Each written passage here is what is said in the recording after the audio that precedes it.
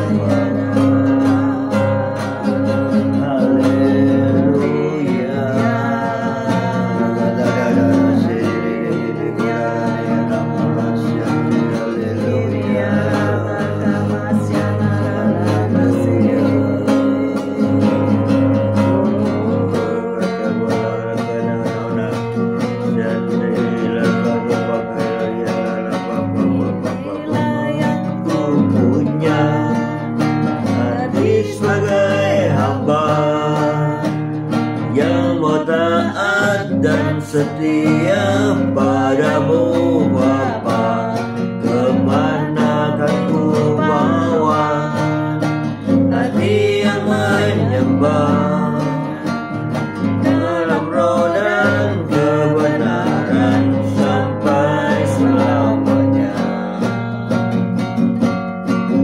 Dalam roh dan kebenaran sampai selamanya.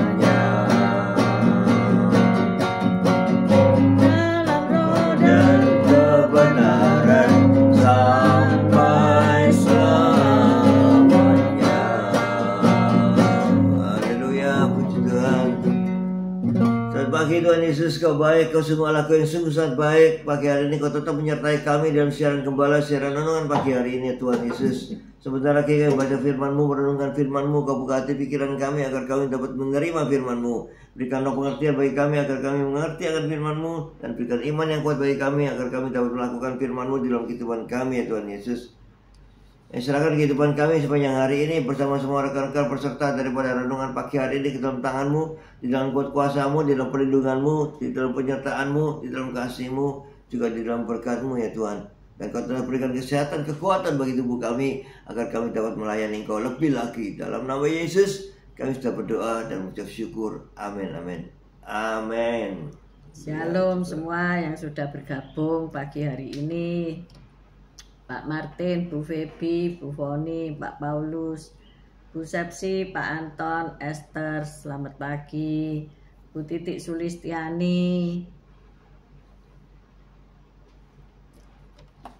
Pak Henry, Bu Viken, CCMI, Bu Wanda, Pak Budi Utomo, Pak Bambang, Bu Vera, Bu Rima, Pak Anton, Stefanus, Veve, Bu Saiman, Pak Saiman, Pak Mei, Bu Ruli, Tasya, Elo, selamat pagi semuanya.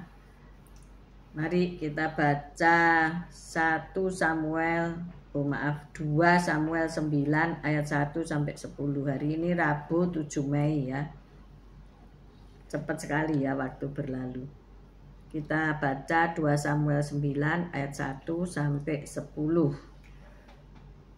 Samuel 9 ayat 1 sampai 10. Daud dan Mephiboset. Berkatalah Daud, masih adakah orang yang tinggal dari keluarga Saul? Maka aku akan menunjukkan kasihku kepadanya oleh karena Yonatan. Adapun keluarga Saul mempunyai seorang hamba yang bernama Siba. Ia dipanggil menghadap Daud, lalu raja bertanya kepadanya, "Engkaukah Siba?" Jawabnya, "Hamba tuanku." Kemudian berkatalah raja, "Tidak adakah lagi orang yang tinggal dari keluarga Saul? Aku hendak menunjukkan kepadanya kasih yang dari Allah." Lalu berkatalah Siba kepada raja, "Masih ada seorang anak laki-laki Yonatan yang cacat kakinya." Tanya raja kepadanya, "Di manakah ia?" Jawab Siba kepada raja, "Dia ada di rumah Makir bin Amiel di Lodebar." Sesudah itu Raja Daud menyuruh mengambil dia dari rumah Makir bin Amiel di Lodebar. Lalu Mephiboset bin Yonatan bin Saul masuk menghadap Daud. Ia sujud dan menyembah. Kata Daud, "Mephiboset." Jawabnya, "Inilah hamba tuanku." Kemudian berkatalah Daud kepadanya, "Janganlah takut, sebab aku pasti akan menunjukkan kasihku kepadamu oleh karena Yonatan ayahmu. Aku akan mengembalikan kepadamu segala ladang Saul nenekmu, dan engkau akan tetap makan sehidangan dengan aku." Lalu sujudlah Mephiboset dan berkata, "Apakah hambamu ini sehingga engkau menghiraukan anjing mati seperti aku?" Lalu raja memanggil Siba hamba Saul itu dan berkata kepadanya, "Segala sesuatu yang adalah milik Saul dan milik seluruh keluarganya kuberikan kepada cucu tuanmu itu. Engkau harus mengerjakan tanah baginya, engkau, anak-anakmu dan hamba-hambamu, dan harus membawa masuk tuainya, supaya cucu tuanmu itu ada makanannya. Mephiboset cucu tuanmu itu akan tetap makan sehidangan dengan aku." Siba mempunyai 15 orang anak laki-laki dan 20 orang hamba. Amin. Amin. Kita baca sekali lagi 2 Samuel 9 ayat 7. 2 Samuel 9 ayat 7. Kemudian berkatalah Daud kepadanya, "Janganlah takut, sebab aku pasti akan menunjukkan kasihku kepadamu oleh karena Yonatan ayahmu. Aku akan mengembalikan kepadamu segala ladang Saul nenekmu, dan engkau akan tetap makan sehidangan dengan aku." Amin. Amin. Poinnya adalah engkau akan tetap makan sehidangan dengan aku. Selamat pagi Bu Viken. Selamat pagi Natalia Elder, salam kenal. Mengasihi sesama dalam Tuhan. Ada sebuah sekolah yang mengadakan cabang olahraga baru yang dimainkan di kalangan sekolah menengah. Dan ini pengalaman yang paling membangkitkan semangat bagi yang menyaksikan. Cabang olahraga ini mengandung banyak unsur yang juga dimiliki oleh olahraga lain, yaitu sorak-sorai penonton, para wasit, dan papan skor. Namun ada hal yang berbeda, yaitu setiap tim terdiri dari 5 orang di lapangan dengan 2 pemain non-difabel dan 3 pemain lain yang difabel. Artinya yang 2 normal, yang 3 tidak normal tubuhnya ya. Aktivitas yang terjadi di atas lapangan sangat mengharukan karena para pemain membantu, menyemangati, dan mendukung satu sama lain. Jadi tidak peduli dari tim mana mereka berasal.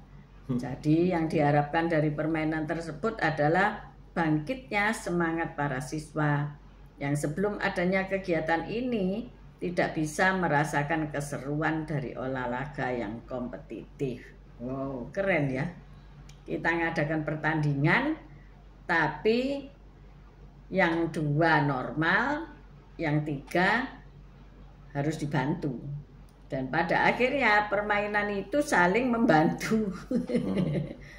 Kalau biasanya permainan mungkin saling apa? Ada lawan di dalam. Iya, kan ada lawan, semua. Ada tim lawan gitu ya, kan berusaha memasukkan ke gol lawan gitu. Tapi di sini enggak.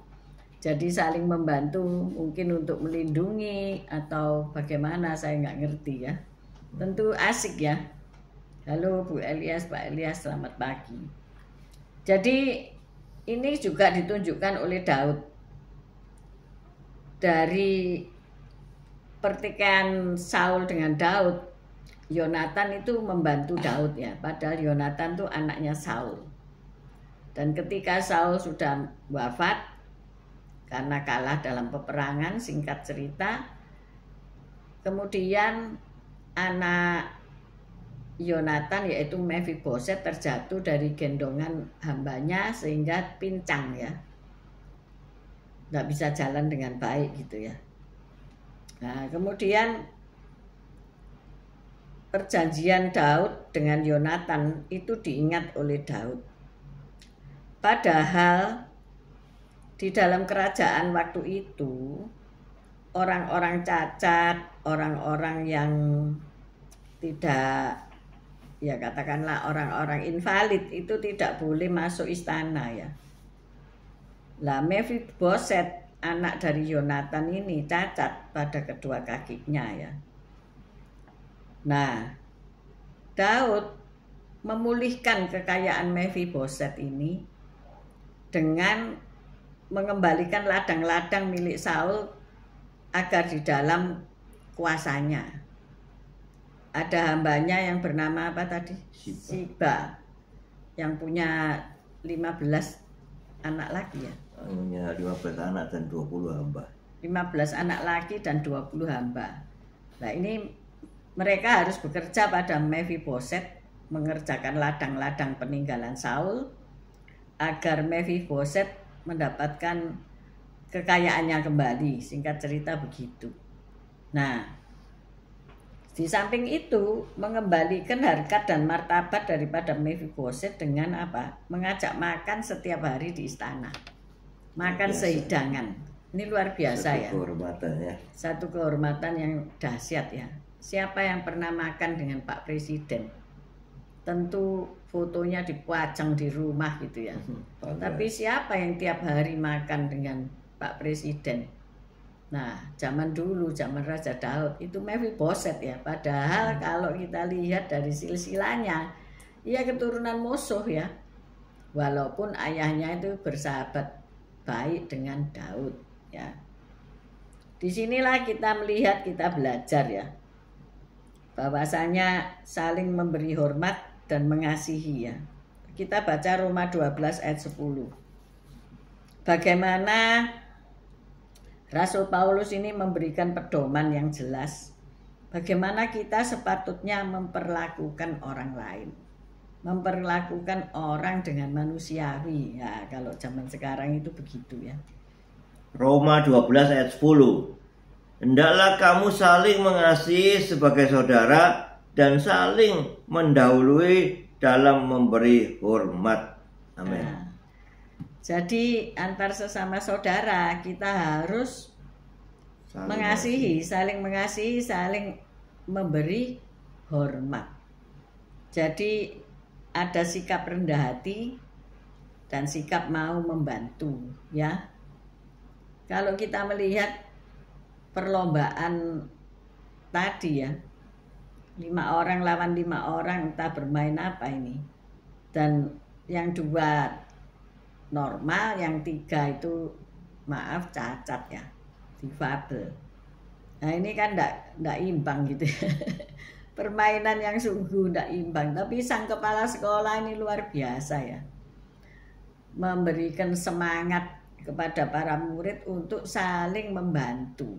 Kegiatan yang luar biasa, saling membantu. Jadi untuk menghormati para siswa dengan cara tersebut dibutuhkan para pemimpin sekolah yang bertekad bulat dan juga bijaksana.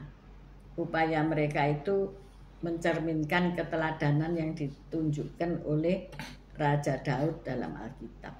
Nah, sebagai para pemimpin, para pendidik ya, di sini ada beberapa yang menjadi guru yang harus mendidik anak-anak, mendidik para kaum muda, memberi contoh teladan. Nah ini berikan contoh teladan mengasihi bagaimana jika seseorang itu difabel ya, entah itu sulit ngomong, gagap ya dalam panca indera ya, atau buta, tunanetra, atau lumpuh, harus di kursi roda, atau ya macam-macam lah kecacatan, mungkin tangannya pendek, nggak punya kaki dan sebagainya.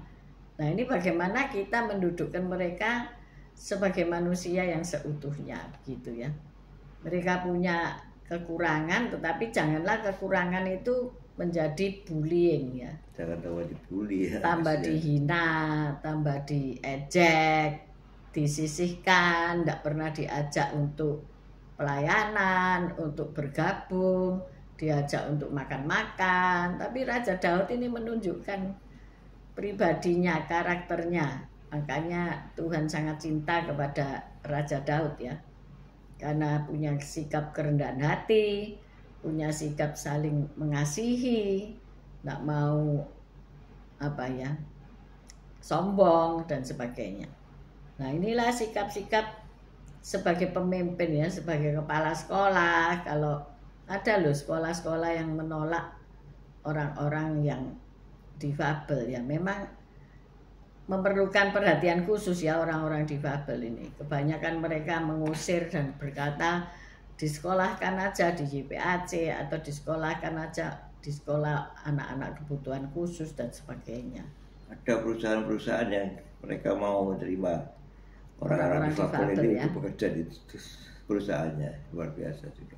Ya, kalau di Singapura itu sudah biasa ya, di McDonald itu kita bisa melihat orang-orang yang difabel melayani pembeli ya.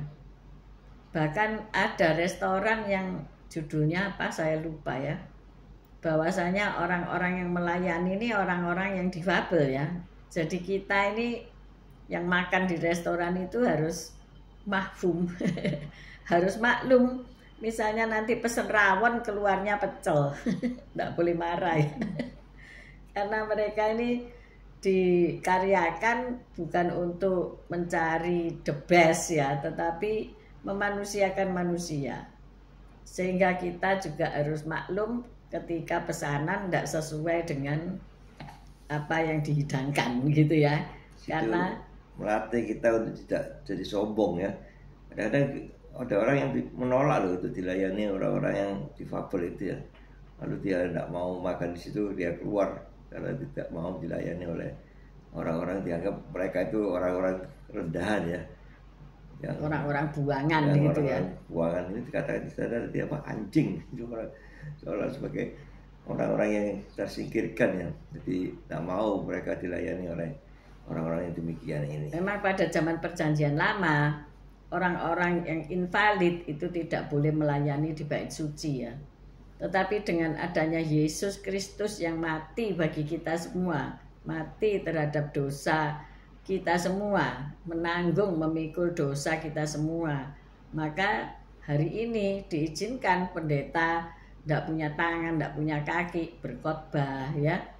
Orang-orang yang pincang bisa melayani Tuhan, bahkan orang buta pun bisa berkhotbah ya. Zaman dulu nggak boleh saudara ya. Tetapi syukur kepada Allah di dalam nama Yesus Kristus, tabir bait suci itu sudah terbelah dua. Artinya setiap manusia berkenan di hadapan Allah untuk langsung berdoa, berhubungan dengan Tuhan sendiri. Luar biasa kan, keren ya. Maka dari itu kalau kita ini punya keluarga, punya anak, punya sanak saudara yang difabel, ayo diajak gitu loh. Diajak makan ya, diajak makan ke resto sekali tempo ya, pergi bersama-sama, diajak keluar, giling-giling bersama ya. Kalau saya di Australia itu sering mendapati seorang anak yang pakai alat itu kayak apa ya, kayak baterai yang hitam itu. Mungkin ada permasalahan dengan pernafasan atau jantung, dan beberapa saat itu orang tuanya memompa. Saya lihat, aduh ribet amat. Tapi mau-maunya loh mereka itu membawa ke Disney ya, membawa ke tempat-tempat yang rame ya, menghibur hatinya ya. Mereka tuh loh sudah memperjuangkan untuk kehidupan sang anak ini ya, sang putra ini. Mereka sangat memperjuangkannya. Tetapi ya banyak orang yang mungkin kurang bisa menerima ya. Maksudnya itu disisihkan, dipinggirkan, tidak dihargai. Tetapi bayangkan kalau itu keluarga saudara yang memiliki orang-orang difabel ya. Ataupun bukan difabel tetapi karena usia tua harus dibantu ya. Nah ini harus mau membantu ya. Karena kita dulu ya harus dibantu, bener nggak? Kalau bayi masa bisa makan sendiri? Nggak bisa kan? Nah, kita harus merasakan bahwa kita sendiri nggak sempurna ya, kita ada kekurangan juga di dalam diri kita, walaupun fisik kita sempurna tapi ada kekurangan di dalam diri kita juga ya. Mengasihi sesama di dalam Tuhan. Kami berdua ini sudah 70 tahun lebih ya, ini tangan sudah mulai ngadat, jadi jari pelatuk. Untungnya masih bisa beraktivitas ya, dan kalau tidak terlalu dipakai itu lumayan tidak sakit. Tetapi kalau terlalu dipakai seperti nyapu atau cuci baju yang diucek gitu ya, pokoknya dia bekerja. Ini kalau dia bekerja dia ngamuk. piring Cuci piring kena air dingin tuh sakit. Itu sakit ya. Jadi orang dua ini yang satu tangan kanan, yang satu tangan kiri. Jadi kalau mengancingkan baju ya, mengancingkan lengan manset itu tidak bisa. Jadi cari saya, minta bantuan ya. Pada akhirnya kita harus saling bantu membantu dalam hal apa? Aktivitas sehari-hari saudara ya. Mungkin saat ini tidak butuh bantuan semua ya, bisa mandiri. Tapi pada suatu saat saya pernah juga melihat di persekutuan itu, waktu kami harus lepas kaki, lepas sandal masuk ke rumah orang gitu ya. Nah ini masalah, si istri tidak bisa bungkukkan kaki, bungkukkan badan untuk ngelepasin sepatu yang pakai tali-tali ya. Tapi suaminya membantu ya, suaminya yang bisa jongkok itu membantu mengikatkan, melepaskan dan sebagainya. Terus diledekin sama anggota persekutuan itu ya, diketawain, diledekin, tapi mereka juga terharu gitu loh. Mereka juga apresiasi ya, sang bapak ini begitu mengasihi istrinya ketika sudah tidak bisa menegukkan badan ya. Maka dari itu ayo olahraga ya, supaya tetap elastis ya. Sekarang beberapa hari ini 2 hari ya, baru 2 hari. Pak Gem saya ajak olahraga itu. Enak Pak? Enak ya. Nah enak kan? Jadi kalau mager malas gerak tambah sakit semua. Ya. Maka dari itu harus bergerak. Semangat. Harus semangat jalan. Kalau jalan sehat, muter-muter komplek mungkin sudah kepanasan ya. Karena tidak bisa dari pagi hari. Saya tadi pagi hari melihat banyak orang jalan habis sembahyang di masjid, habis doa di gereja, terus jalan di dalam komplek itu. Tapi saya tidak bisa, harus pulang karena akan siaran ya. Jadi kami berolahraganya di dalam kamar, lihat TV ya. Di situ macam-macam. Ada yang aerobik 15 menit, ada yang jalan saja 30 menit, ada yang berdiri aja 30 menit. Nah, kami niru itu ya. Ternyata bermanfaat ya bagi yang waktunya pendek, bagi orang yang ngomong, wah aku enggak punya waktu, ya enggak usah lah kita ganti pakai atribut terus naik sepeda motor atau jalan kaki ke fitnessan, ke gym gitu ya. Bagus kalau punya waktu itu. Tapi bagi yang waktunya pendek terbatas ya, hal-hal itu bisa diselipkan ya di sela-sela waktu tunggu gitu ya. Luar biasa ya. Ayo semangat. Supaya apa? Kita tidak memberati orang lain ya. Karena seorang ibu yang sudah terbaring saja di ranjang berkata demikian. Aku ini kok tidak dipanggil-panggil pulang ya. Aku ini tidak mau memberatkan orang lain untuk maksudnya yang menilik, membawa ke rumah sakit, menjenguk, membantu dia dalam segala hal. Jadi dia merasa dia ini beban, tapi kok tidak dipanggil-panggil pulang gitu ya. Nah ayolah, supaya kita juga pada akhirnya di usia tua kita masih mobile ya, masih bisa segala sesuatu sendiri. Nah itu makanya kita mulai juga bertobat. Olahraga gerak-gerak badan 15-30 menit ya. Ayo tetap semangat ya, supaya kita ini dapat mengasihi sesama manusia di dalam Tuhan, mengajak orang-orang yang difabel untuk menikmati keindahan dunia, makan-makan bersama, tidak hanya yang sehat-sehat saja, amin. Amin. Yang punya keterbatasan juga ikut diajak. Oke, selamat pagi semuanya. Yuk kita berdoa. Haleluya. Terima kasih Tuhan Yesus atas firman-Mu.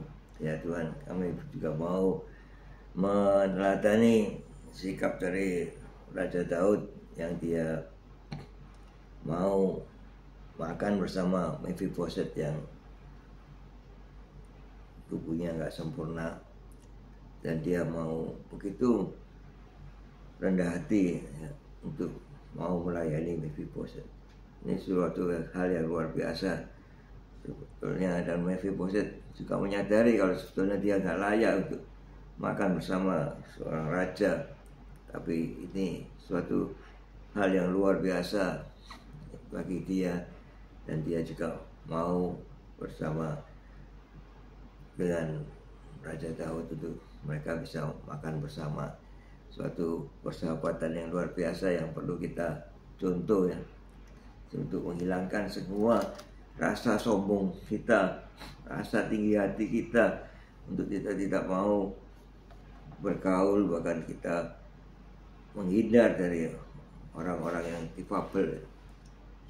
Sehingga kita mau mulai saat ini ya, kita mau mempedulikan mereka, kita mau memberikan yang terbaik bagi mereka, anak-anak yang difabel.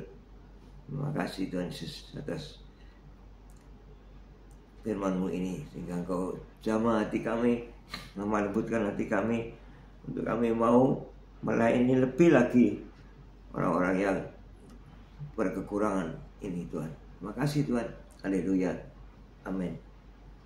Bapak terima kasih, Engkau sudah menjelaskan bagaimana kami dapat mengasihi sesama dalam Tuhan.